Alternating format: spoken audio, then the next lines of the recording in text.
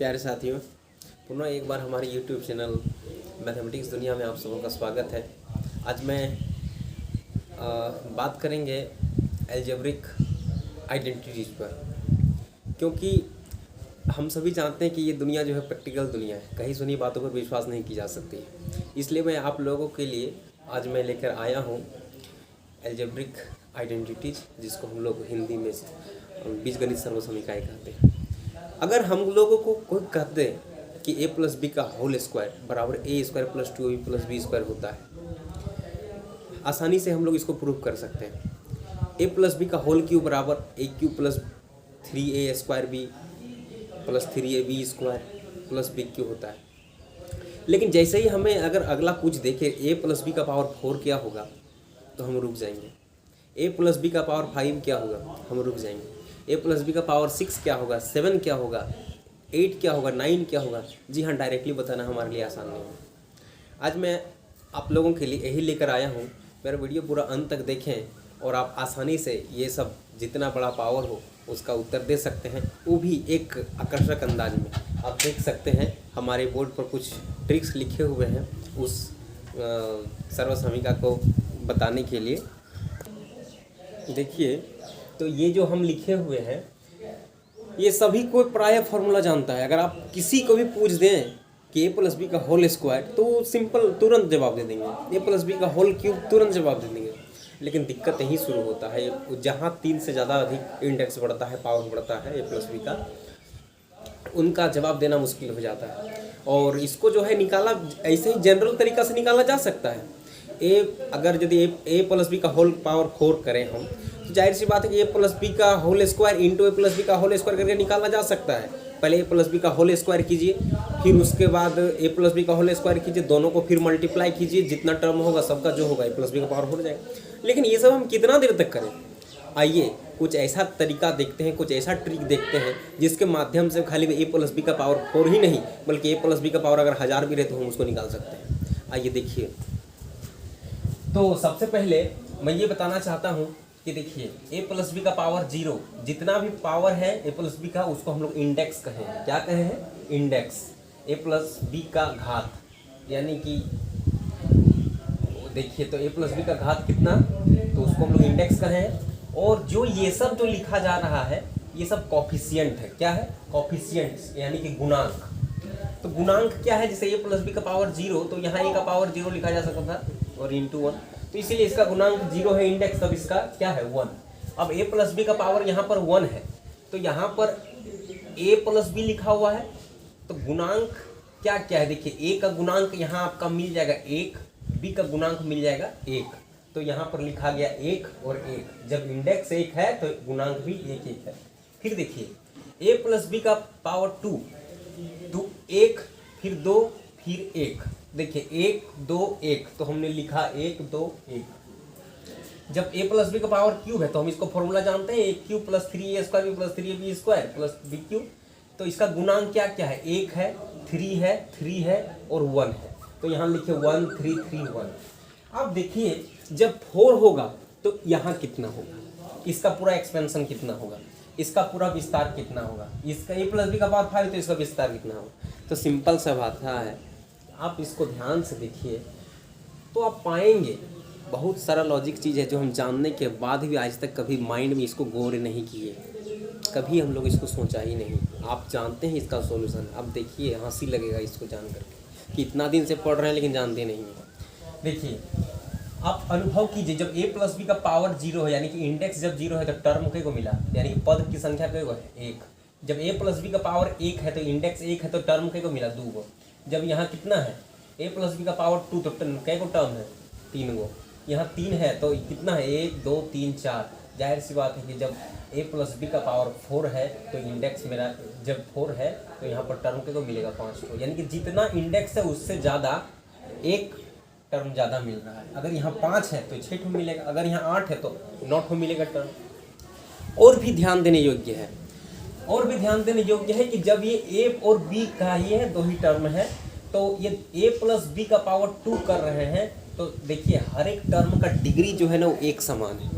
अब ध्यान से देखिए, हर एक टर्म का डिग्री एक समान है। देखिए ये आपका ए स्क्वायर है, इसका इंडेक्स 2 है, तो डिग्री कितना मिला, ए का 2, ए का 1 है, बी का 1 है, तो 1 और 1 कितना हुआ 2, बी का स्क्वायर यानी कि इसका भी 2, ए प्लस बी का पावर होल क्यूब है, इसका मतलब ए का भी घात 3 है, और देखिए ए स्क्वायर और बी का घात 1, तो 2 और 1 कितना हो गया 3, फिर देखिए ए का घात 1 और बी का घात 2, बी का घात 2 और 1 3 हो गया, बी का घात 3, फिर देखिए जब ए का पावर 4 होगा, है ना, तब क्या क्या होगा, तो इसमें 5 ठो टर्म आएगा, जिस तरह से हम ऊपर देख चुके हैं कि जितना इंडेक्स रहेगा नंबर ऑफ टर्म्स उसमें से एक ज़्यादा होगा, एक चीज़। दूसरा ये देखें कि पहला वाला जो ए है उसका पावर बढ़ने घटते क्रम में चलता है और बी का पावर बढ़ते क्रम में चलता है। देखिए ये 3 था ए का, तो 3 ए का 2 हो गया, फिर ए का 1 हुआ, फिर यहाँ ए का 1 है मतलब 0 हो गया, तो 3 2 1 0, और यहाँ b का पावर 0 है, यहाँ b का पावर 1 है, यहाँ b का पावर 2 है, यहाँ b का पावर 3 है, यानी कि b का डिग्री बढ़ते जा रहा है और a का डिग्री घटते जा रहा है। सब में देख सकते हैं ए स्क्वायर, तो यहाँ a का घात 1, यहाँ a का घात 0, तो यहाँ b का घात 0, b का घात 1, b का घात 2। ठीक उसी प्रकार यहाँ पर हम इसको लिख सकते हैं, पहले नंबर ऑफ टर्म्स कितना होगा 5 ठो, तो यहाँ a का पावर हो जाएगा 4, है ना, प्लस a का पावर 3 होगा तो b का पावर 1 होगा, फिर प्लस a का पावर 2 होगा तो b का पावर 2 होगा, प्लस a का पावर 1 होगा तो b का पावर 3 होगा, और लास्ट में b का पावर कितना हो जाएगा 4। देखिए इतना टर्म है। अब कोफिशिएंट क्या क्या डाला जाए ये हम नहीं जानते, ये हम नहीं जानते, तो इसलिए इस केस को हैंडल करने के लिए हम ये जो कोफिशिएंट्स लिखे हैं इसमें से हैंडल हो जाएगा। अब इसको भी देख सकते हैं, पहले इसको लिख लीजिए, ए प्लस बी का पावर 5 है, तो इसको ए का पावर 5 हो गया, प्लस यहाँ देख सकते हैं ए का पावर 4 लिखेंगे तो बी का पावर 1 लिखेंगे, प्लस ए का पावर 3 लिखेंगे तो बी का पावर 2 लिखेंगे, मतलब दोनों को जोड़ करके इंडेक्स के बराबर आना चाहिए, है ना। फिर प्लस आप लिख सकते हैं ए का पावर 2 तो बी का पावर 3, प्लस ए का पावर 1 तो बी का पावर 4, फिर प्लस ए का बी का पावर 5, है ना। अब देख सकते हैं इसी तरह से। अब हम कोफिशिएंट्स क्या क्या डालेंगे, इसके लिए गुणांक क्या रखेंगे ये नहीं जानते हैं, तो इसका हैंडल हम यहाँ से करते हैं। देखिए अब हम बताने जा रहे हैं। देखिए जब ये 0 था तब गुणांक 1 था, जब 1 था तब भी 1 आया, जब ये 2 था तब ये 1 आया। आप देख सकते हैं इस सब में कि कुछ भी हो इंडेक्स यानी कि डिग्री कुछ भी हो, इसका पहला टर्म और लास्ट टर्म का गुणांक एक ही होता है, पहला टर्म और लास्ट टर्म का गुणांक एक ही होता है। इसका मतलब ये हुआ कि ए का पावर 5 है या ए का पावर 4 है स्टार्टिंग, तो इसका भी दोनों का गुणांक सेम होगा, ये हम देख चुके हैं। एक ना भी लिखे तो कोई दिक्कत नहीं है ना, एक नहीं लिखी क्या दिक्कत है, उसका कुछ नहीं लिखे इसका मतलब उसका गुणांक 1 है। अब सेकेंड टर्म देखते हैं। आप विचार कीजिए कि जब यहाँ ये आया 2, कैसे 2 आया, तो ये दोनों को जोड़ा गया, ये दोनों को जोड़ा गया तो कितना है 1 और 1 2 आ गया। ये 3 कैसे आई, तो ये दोनों को जोड़ करके ये लिखा गया, फिर ये दोनों को जोड़ करके ये लिखा गया, है ना। आप सोचिए कि 3 वाला को ये लिखा गया। अब विचार कीजिए, ये दोनों को जोड़ा जा सकता है, ये दोनों को जोड़ा जा सकता है, ये दोनों को जोड़ा जा सकता है।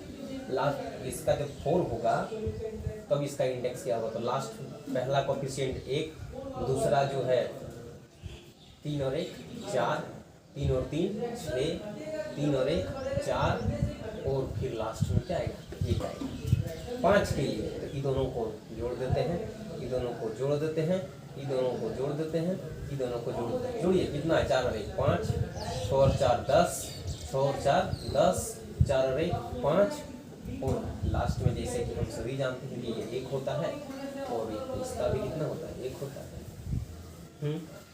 तो 5 के लिए ये सब मेरा कोफिशिएंट होगा। देखिए नंबर ऑफ टर्म्स कोफिशिएंट के द्वारा 5 है तो 3 3 6 तो आया, 4 है तो 5 तो आया।